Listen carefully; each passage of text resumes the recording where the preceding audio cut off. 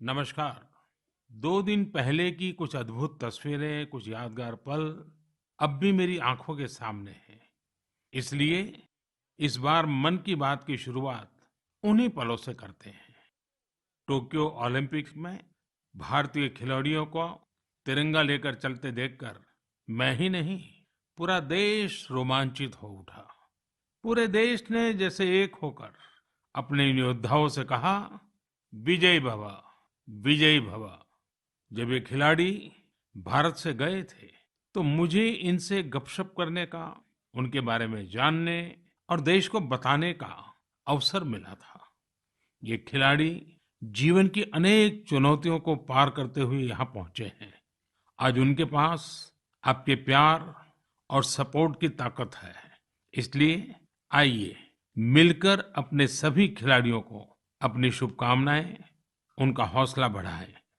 Social media पर Olympic खिलाड़ियों के सपोर्ट के लिए हमारा विक्ट्री पंच कैंपेन अब शुरू हो चुका है। आप भी अपनी टीम के साथ अपना विक्ट्री पंच शेयर करिए, इंडिया के लिए चीयर करिए। साथियों, जो देश के लिए तिरंगा उठाता है, उसके सम्मान में भावनाओं से भर जाना स्वाभाविक ही है। देशभक्ति की ये भावना हम सबको जोड़ती है। कल यानी 26 जुलाई को करगिल विजय दिवस भी है। करगिल का युद्ध भारत की सेनाओं के शौर्य और संयम का ऐसा प्रतीक है जिसे पूरी दुनिया ने देखा है। इस बार ये गौरवशाली दिवस भी अमृत महोत्सव के बीच में मनाया जाएगा। इसलिए ये और भी खास हो जाता है। मैं चाहूंगा कि आप करगिल की रोमांचित कर देने वाली गाथा जरूर पढ़ें। करगिल के वीरों को हम सब नमन करें। साथियों, इस बार 15 अगस्त को देश अपनी आजादी के 75वें साल में प्रवेश कर रहा है। ये हमारा बहुत बड़ा सौभाग्य है कि जिस आजादी के लिए देश ने सदियों का इंतजार किया, उसके 75 वर्ष होने के हम साक्षी बन रहे हैं। आपको याद होगा, आजादी के 75 साल मनाने के लिए 12 मार्च को बापू के साबरमती आश्रम से अमृत महोत्सव की शुरुआत हुई थी। इसी दिन बापू की दांडी यात्रा को भी पुनर्जीवित किया गया था। तब से जम्मू कश्मीर से लेकर पुडुचेरी तक, गुजरात से लेकर पूर्वोत्तर तक देश भर में अमृत महोत्सव से जुड़े कार्यक्रम चल रहे हैं। कई ऐसी घटनाएं, ऐसे स्वाधीनता सेनानी जिनका योगदान तो बहुत बड़ा है, लेकिन उतनी चर्चा नहीं हो पाई, आज लोग उनके बारे में भी जान पा रहे हैं। अब जैसे मोइरांग डे को ही लीजिए। मणिपुर का छोटा सा कस्बा मोइरांग कभी नेताजी सुभाष चंद्र बोस की इंडियन नेशनल आर्मी यानी आईएनए का एक प्रमुख ठिकाना था। यहाँ आजादी के पहले ही आईएनए के कर्नल शौकत मलिक जी ने झंडा फहराया था। अमृत महोत्सव के दौरान 14 अप्रैल को उसी मोइरांग में एक बार फिर तिरंगा फहराया गया। ऐसे कितने ही स्वाधीनता सेनानी और महापुरुष हैं जिन्हें अमृत महोत्सव में देश याद कर रहा है। सरकार और सामाजिक संगठनों की तरफ से भी लगातार इससे जुड़े कार्यक्रम आयोजित किए जा रहे हैं। ऐसा ही एक आयोजन इस बार 15 अगस्त को होने जा रहा है। ये एक प्रयास है राष्ट्रगान से जुड़ा हुआ। सांस्कृतिक मंत्रालय की कोशिश है कि इस दिन ज्यादा से ज्यादा भारतवासी मिलकर राष्ट्रगान गाएं। इसके लिए एक वेबसाइट भी बनाई गई है, राष्ट्रगान.in। इस वेबसाइट की मदद से आप राष्ट्रगान गाकर उसे रिकॉर्ड कर पाएंगे, इस अभियान से जुड़ पाएंगे। मुझे उम्मीद है आप इस अनोखी पहल से जरूर जुड़ेंगे।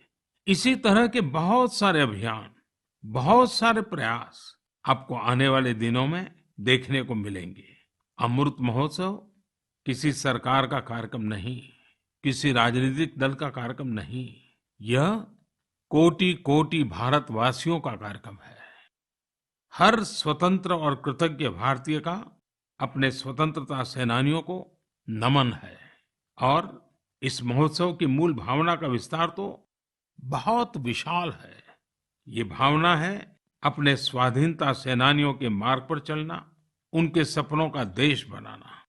जैसे देश की आजादी के मतवाले स्वतंत्रता के लिए एकजुट हो गए थे, वैसे ही हमें देश के विकास के लिए एकजुट होना है।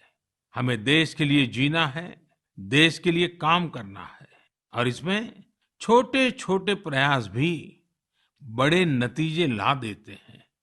रोज के कामकाज करते हुए भी हम राष्ट्र निर्माण कर सकते हैं। जैसे वोकल फॉर लोकल, हमारे देश के स्थानीय उद्यमियों, आर्टिस्टों, शिल्पकारों, बुनकरों को सपोर्ट करना हमारे सहज स्वभाव में होना चाहिए। 7 अगस्त को आने वाला नेशनल हैंडलूम डे एक ऐसा अवसर है जब हम प्रयास पूर्वक भी ये काम कर सकते हैं। नेशनल हैंडलूम डे के साथ बहुत ऐतिहासिक पृष्ठभूमि जुड़ी हुई है। इसी दिन 1905 में स्वदेशी आंदोलन की शुरुआत हुई थी। साथियों, हमारे देश के ग्रामीण और आदिवासी इलाकों में हैंडलूम कमाई का बहुत बड़ा साधन है। ये ऐसा क्षेत्र है जिससे लाखों महिलाएं, लाखों बुनकर, लाखों शिल्पी जुड़े हुए हैं। आपके छोटे छोटे प्रयास बुनकरों में एक नई उम्मीद जगाएंगे। आप स्वयं कुछ न कुछ खरीदें और अपनी बात दूसरों को भी बताएं। और जब हम आजादी के 75 साल मना रहे हैं, तब तो इतना करना हमारी जिम्मेवारी बनती ही है भाइयों। आपने देखा होगा, साल 2014 के बाद से ही मन की बात में हम अक्सर खादी की बात करते हैं। ये आपका ही प्रयास है कि आज देश में खादी की बिक्री कई गुना बढ़ गई है। क्या कोई सोच सकता था कि खादी के किसी स्टोर से एक दिन में 1 करोड़ रुपए से अधिक की बिक्री हो सकती है? लेकिन आपने ये भी कर दिखाया है। आप जब भी कहीं पर खादी का कुछ खरीदते हैं, तो इसका लाभ हमारे गरीब बुनकर भाइयों बहनों को ही होता है। इसलिए खादी खरीदना एक तरह से जन सेवा भी है, देश सेवा भी है। मेरा आपसे आग्रह है कि आप सभी मेरे प्यारे भाइयों बहनों, ग्रामीण इलाकों में बन रहे हैंडलूम प्रोडक्ट्स जरूर खरीदें और उसे hashtag my handloom my pride के साथ शेयर करें। साथियों, बात जब आजादी के आंदोलन और खादी की हो, तो पूज्य बापू का स्मरण होना स्वाभाविक है। जैसे बापू के नेतृत्व में भारत छोड़ो आंदोलन चला था, वैसे ही आज हर देशवासी को भारत जोड़ो आंदोलन का नेतृत्व करना है। ये हमारा कर्तव्य है कि हम अपना काम ऐसे करें जो विविधताओं से हमारे भारत को जोड़ने में मददगार हो। तो आइए हम अमृत महोत्सव को ये अमृत संकल्प लें कि देश ही हमारी सबसे बड़ी आस्था, सबसे बड़ी प्राथमिकता बना रहेगा। नेशन फर्स्ट, ऑलवेज फर्स्ट के मंत्र के साथ ही हमें आगे बढ़ना है। मेरे प्यारे देशवासियों, आज मैं मन की बात सुन रहे मेरे युवा साथियों का विशेष आभार व्यक्त करना चाहता हूँ। अभी कुछ दिन पहले ही माय गॉव की ओर से मन की बात के श्रोताओं को लेकर एक स्टडी की गई थी। इस स्टडी में ये देखा गया कि मन की बात के लिए संदेश और सुझाव भेजने वालों में प्रमुखतः कौन लोग हैं। स्टडी के बाद ये जानकारी सामने आई कि संदेश और सुझाव भेजने वालों में से करीब करीब 75% लोग 35 वर्ष की आयु से कम के होते हैं। यानी भारत की युवा शक्ति के सुझाव मन की बात को दिशा दे रहे हैं। मैं इसे बहुत अच्छे संकेत के रूप में देखता हूँ। मन की बात एक ऐसा माध्यम है जहाँ सकारात्मकता है, संवेदनशीलता है। मन की बात में हम पॉजिटिव बातें करते हैं। इसका कैरेक्टर कलेक्टिव है। सकारात्मक विचारों और सुझावों के लिए भारत के युवाओं की ये सक्रियता मुझे आनंदित करती है। मुझे इस बात की भी खुशी है कि मन की बात के माध्यम से मुझे युवाओं के मन को भी जानने का अवसर मिलता है। साथियों, आप लोगों से मिले सुझाव ही मन की बात की असली ताकत है। आपके सुझाव ही मन की बात के माध्यम से भारत की विविधता को प्रकट करते हैं। भारतवासियों के सेवा और त्याग की खुशबू को चारों दिशाओं में फैलाते हैं। हमारे मेहनत कश युवाओं के इनोवेशन से सबको प्रेरित करते हैं। मन की बात में आप कई तरह के आइडियाज भेजते हैं। हम सभी पर तो चर्चा नहीं कर पाते, लेकिन उनमें से बहुत से आइडियाज को मैं संबंधित विभागों को जरूर भेजता हूं, ताकि उन पर आगे काम किया जा सके। साथियों, मैं आपको साईं प्रणीत जी के प्रयासों के बारे में बताना चाहता हूँ। साईं प्रणीत जी एक सॉफ्टवेयर इंजीनियर है, आंध्र प्रदेश के रहने वाले हैं। पिछले वर्ष उन्होंने देखा कि उनके यहाँ मौसम की मार की वजह से किसानों को काफी नुकसान उठाना पड़ा था। मौसम विज्ञान में उनकी दिलचस्पी बरसों से थी, इसलिए उन्होंने अपनी दिलचस्पी और अपने टैलेंट को किसानों की भलाई के लिए इस्तेमाल करने का फैसला किया। अब वे अलग अलग डेटा सोर्सेज से वेदर डेटा खरीदते हैं, उसका विश्लेषण करते हैं और स्थानीय भाषा में अलग अलग माध्यमों से किसानों के पास जरूरी जानकारी पहुंचाते हैं। वेदर अपडेट्स के अलावा प्रणीत जी अलग अलग क्लाइमेट कंडीशंस में लोगों को क्या करना चाहिए, गाइडेंस भी देते हैं। खासकर बाढ़ से बचने के लिए या फिर तूफान या बिजली गिरने पर कैसे बचा जाए, इस बारे में भी वो लोगों को बताते हैं। साथियों, एक और इस नौजवान सॉफ्टवेयर इंजीनियर का ये प्रयास दिल को छूने वाला है, तो दूसरी ओर हमारे एक साथी के द्वारा किया जा रहा टेक्नोलॉजी का उपयोग भी आपको अचंभित कर देगा। ये साथी हैं ओडिशा के संबलपुर जिले के एक गांव में रहने वाले श्रीमान इसाक मुंडा जी। इसाक जी कभी एक दिहाड़ी मजदूर के रूप में काम करते थे, लेकिन अब वे एक इंटरनेट सेंसेशन बन गए हैं। अपने यूट्यूब चैनल से वो काफी रुपये कमा रहे हैं। वे अपने वीडियोस में स्थानीय व्यंजन, पारंपरिक खाना बनाने के तरीके, अपने गांव, अपनी लाइफस्टाइल, परिवार और खान पान की आदतों को प्रमुखता से दिखाते हैं। एक यूट्यूबर के रूप में उनकी यात्रा मार्च 2020 में शुरू हुई थी, जब उन्होंने ओडिशा के मशहूर स्थानीय व्यंजन पखाल से जुड़ा एक वीडियो पोस्ट किया था। तब से वे सैकड़ों वीडियो पोस्ट कर चुके हैं। उनका यह प्रयास कई कारणों से सबसे अलग है, खासकर इसलिए कि इससे शहरों में रहने वाले लोगों को वो जीवन शैली देखने का अवसर मिलता है जिसके बारे में वे बहुत कुछ नहीं जानते। इसाक मुंडा जी कल्चर और कुजिन दोनों को बराबर मिलाकर के सेलिब्रेट कर रहे हैं और हम सबको प्रेरणा भी दे रहे हैं। साथियों, जब हम टेक्नोलॉजी की चर्चा कर रहे हैं, तो मैं एक और इंटरेस्टिंग विषय की चर्चा करना चाहता हूँ। आपने हाल फिलहाल में पढ़ा होगा, देखा होगा कि आईआईटी मद्रास के एलुमनी द्वारा स्थापित एक स्टार्टअप ने एक 3D प्रिंटेड हाउस बनाया है। 3D प्रिंटिंग करके घर का निर्माण, आखिर ये हुआ कैसे?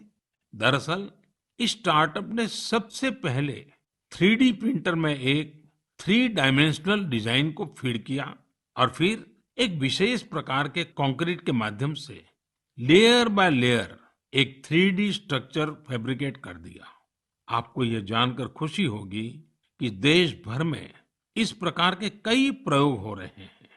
एक समय था जब छोटे छोटे कंस्ट्रक्शन के काम में भी वर्षों लग जाते थे, लेकिन आज टेक्नोलॉजी की वजह से भारत में स्थिति बदल रही है।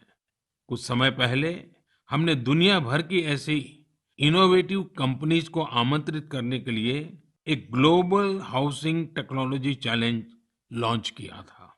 ये देश में अपनी तरह का, अलग तरह का अनोखा प्रयास है, इसलिए हमने इन्हें लाइट हाउस प्रोजेक्ट्स का नाम दिया।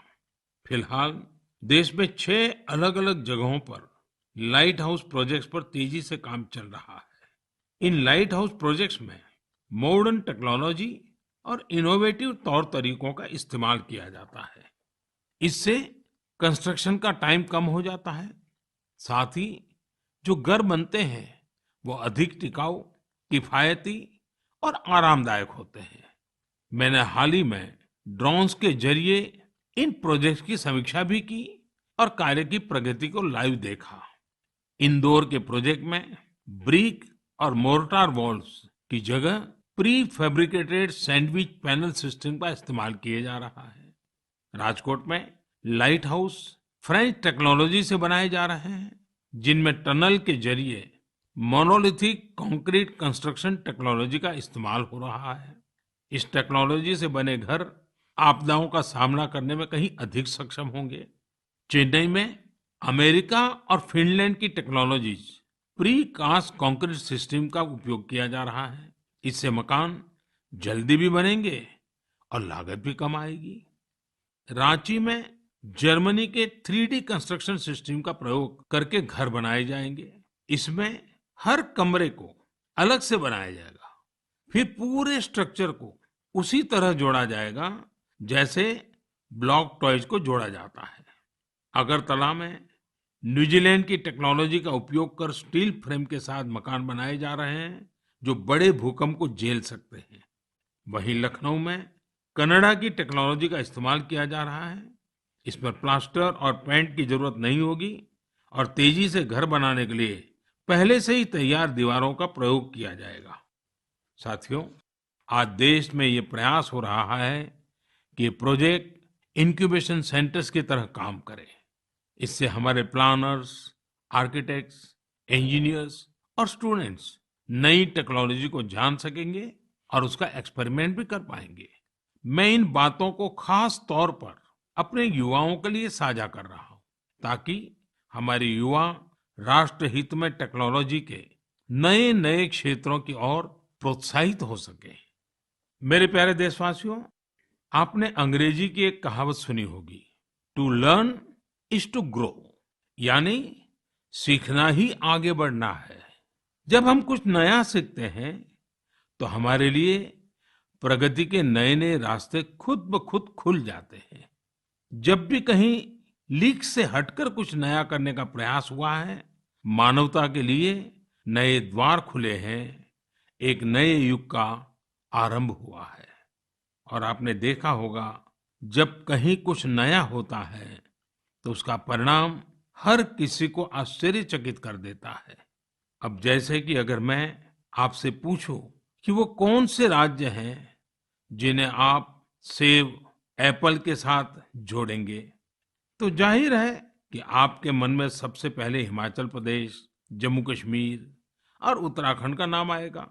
पर अगर मैं कहूं कि इस लिस्ट में आप मणिपुर को भी जोड़ दीजिए, तो शायद आप आश्चर्य से भर जाएंगे। कुछ नया करने के जज्बे से भरे युवाओं ने मणिपुर में ये कारनामा कर दिखाया है।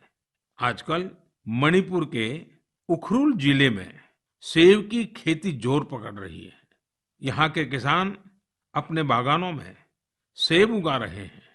सेब उगाने के लिए इन लोगों ने बाकायदा हिमाचल जाकर ट्रेनिंग भी ली है।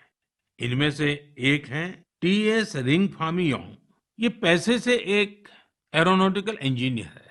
उन्होंने अपनी पत्नी श्रीमती टीएस एंजल के साथ मिलकर सेब की पैदावार की है। इसी तरह अवुंगशी शिमरे ऑगस्टिन ने भी अपने बागान में सेब का उत्पादन किया है। अवुंगशी दिल्ली में जॉब करती थी।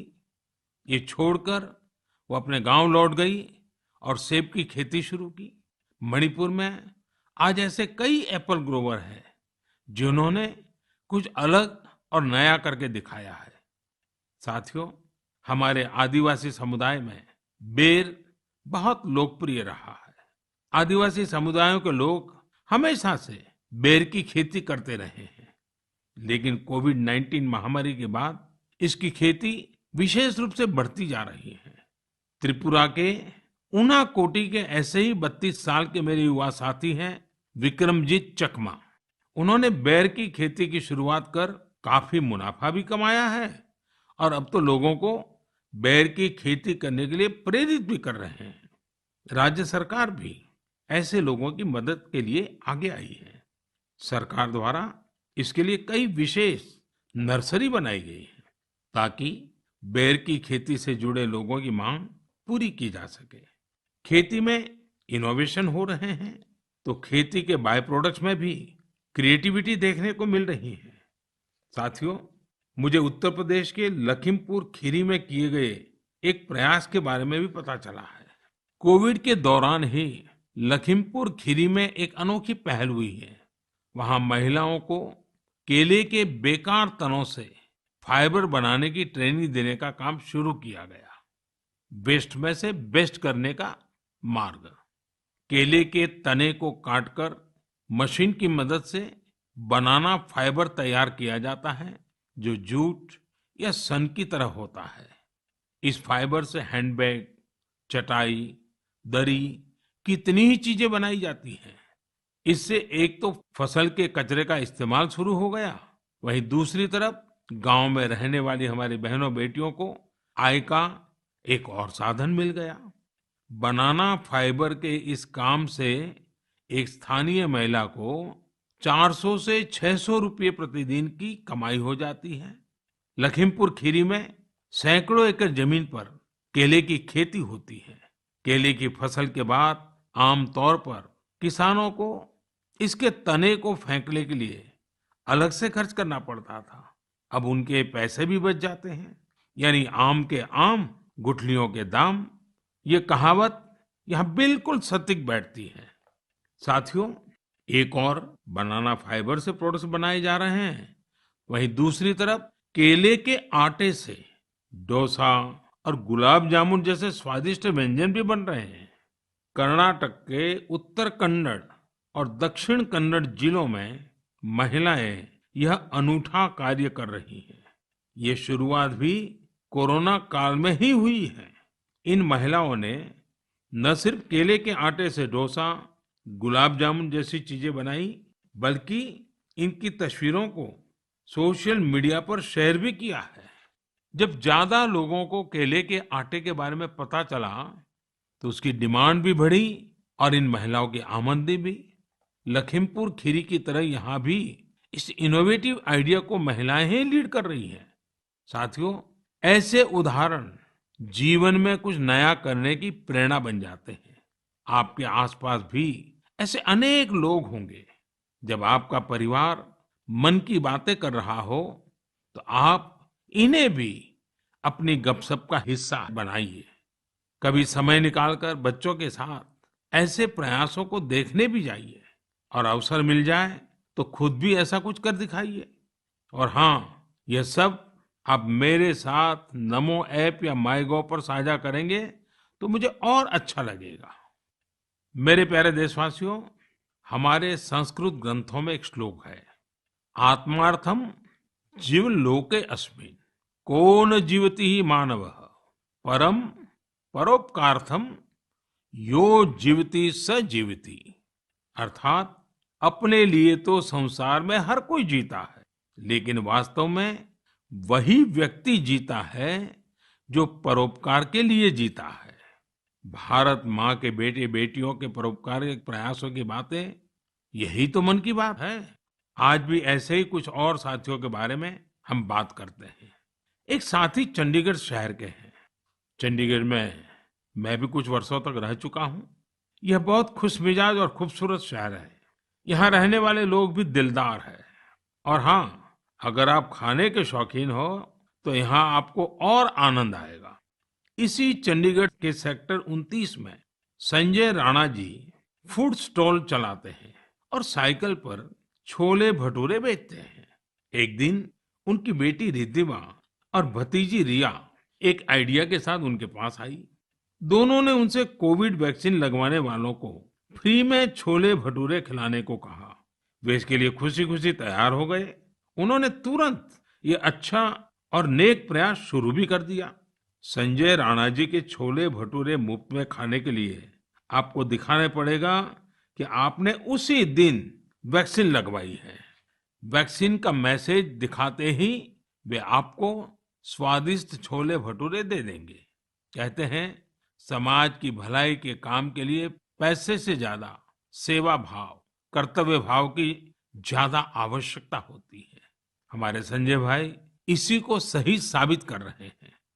साथियों, ऐसे ही एक और काम की चर्चा आज करना चाहूंगा।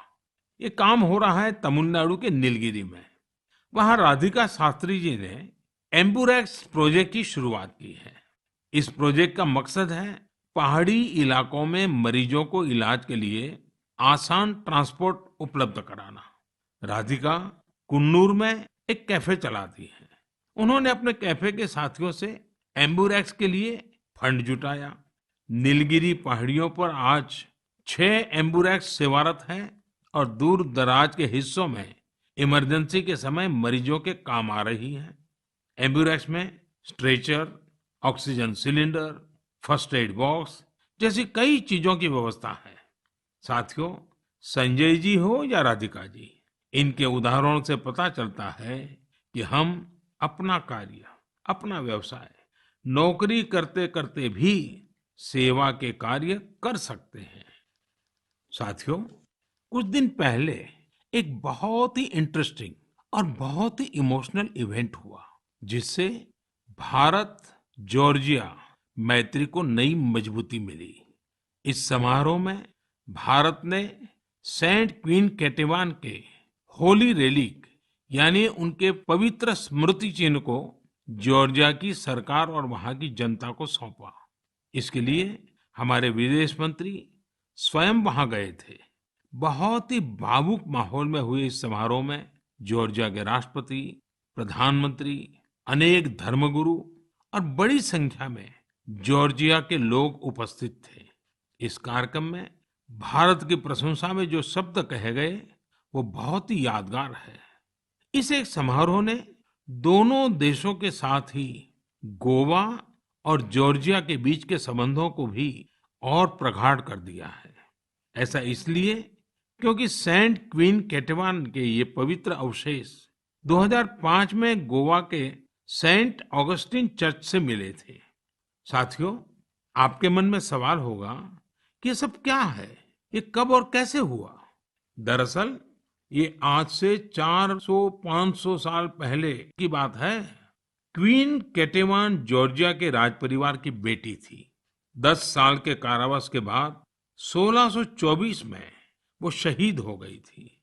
एक प्राचीन पुर्तगाली दस्तावेज के मुताबिक सेंट क्वीन केटेवान की अस्थियों को ओल्ड गोवा के सेंट ऑगस्टिनियन कॉन्वेंट पे रखा गया था।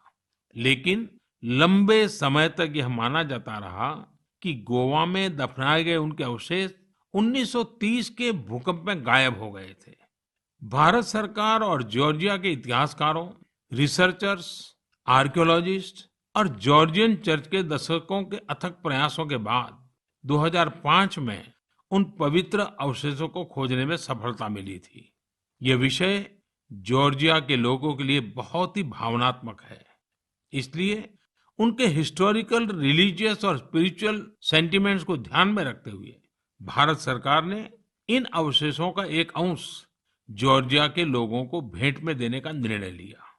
भारत और जॉर्जिया के साझे इतिहास के इस अनूठे पक्ष को संजोए रखने के लिए मैं आज गोवा के लोगों को हृदय से धन्यवाद देना चाहूंगा। गोवा कई महान आध्यात्मिक धरोहरों की भूमि रही है। सेंट ऑगस्टिन चर्च यूनेस्को की world heritage site, churches and convents of Goa का एक हिस्सा है।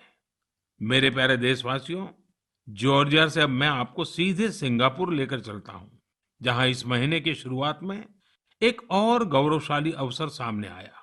सिंगापुर के प्रधानमंत्री और मेरे मित्र ली सेन लुंग ने हाल ही में रिनोवेट किए गए सिलाट रोड गुरुद्वारा का उद्घाटन किया। उन्होंने पारंपरिक सिख पगड़ी भी पहनी थी। यह गुरुद्वारा लगभग 100 साल पहले बना था और यहाँ भाई महाराज सिंह को समर्पित एक स्मारक भी है। भाई महाराज सिंह जी ने भारत की स्वतंत्रता के लिए लड़ाई लड़ी थी और ये पल आजादी के 75 साल मना रहे हैं तब और अधिक प्रेरक बन जाता है। दो देशों के बीच पीपल टू पीपल कनेक्ट, उसे मजबूती ऐसी ही बातों, ऐसे ही प्रयासों से मिलती है। इनसे यह भी पता चलता है कि सौहार्दपूर्ण माहौल में रहने और एक दूसरे की संस्कृति को समझने का कितना महत्व है। मेरे प्यारे देशवासियों, आज मन की बात में हमने अनेक विषयों की चर्चा की। एक और विषय है जो मेरे दिल के बहुत करीब है। ये विषय है जल संरक्षण का। मेरा बचपन जहाँ गुजरा, वहाँ पानी की हमेशा से किल्लत रहती थी। हम लोग बारिश के लिए तरसते थे और इसलिए पानी की एक एक बूंद बचाना हमारे संस्कारों का हिस्सा रहा है। अब जनभागीदारी से जल संरक्षण, इस मंत्र ने वहाँ की तस्वीर बदल दी है। पानी की एक एक बूंद को बचाना, पानी की किसी भी प्रकार की बर्बादी को रोकना, ये हमारी जीवन शैली का एक सहज हिस्सा बन जाना चाहिए। हमारे परिवारों की ऐसी परंपरा बन जानी चाहिए जिससे हर एक सदस्य को गर्व हो। साथियों, प्रकृति और पर्यावरण की रक्षा भारत के सांस्कृतिक जीवन में, हमारे दैनिक जीवन में रचा बसा हुआ है। वहीं बारिश और मानसून हमेशा से हमारे विचारों, हमारी फिलॉसफी और हमारी सभ्यता को आकार देते आए हैं। ऋतु संहार और मेघदूत में महाकवि कालिदास ने वर्षा को लेकर बहुत ही सुंदर वर्णन किया है। साहित्य प्रेमियों के बीच ये कविताएं आज भी बेहद लोकप्रिय हैं। ऋग्वेद के पर्जन्य सूक्तम में भी वर्षा के सौंदर्य का खूबसूरती से वर्णन है। इसी तरह श्रीमद् भागवत में भी काव्यात्मक रूप से पृथ्वी, सूर्य और वर्षा के बीच के संबंधों को विस्तार दिया गया है। अष्टौ मासान् निपीतं यद भूम्याः च ओदमयं वसु स्वगोभिः मक्तुम आरेभे पर्जन्यः काल आगते। अर्थात सूर्य ने 8 महीने तक जल के रूप में पृथ्वी की संपदा का दोहन किया था। अब मानसून के मौसम में सूर्य इस संचित संपदा को पृथ्वी को वापस लौटा रहा है। वाकई मानसून और बारिश का मौसम सिर्फ खूबसूरत और सुहाना ही नहीं होता, बल्कि यह पोषण देने वाला, जीवन देने वाला भी होता है। वर्षा का पानी जो हमें मिल रहा है, वो हमारी भावी पीढ़ियों के लिए है। ये हमें कभी भूलना नहीं चाहिए। आज मेरे मन में ये विचार आया कि क्यों न इन रोचक संदर्भों के साथ ही मैं अपनी बात समाप्त करूं। आप सभी को आने वाले पर्वों की बहुत बहुत शुभकामनाएं। पर्व और उत्सवों के समय ये जरूर याद रखिएगा कि कोरोना अभी हमारे बीच से गया नहीं है। कोरोना से जुड़े प्रोटोकॉल आपको भूलने नहीं है। आप स्वस्थ और प्रसन्न रहें। बहुत बहुत धन्यवाद। Subscribe to Nation Next YouTube channel and press the bell icon to get regular updates from Nation Next.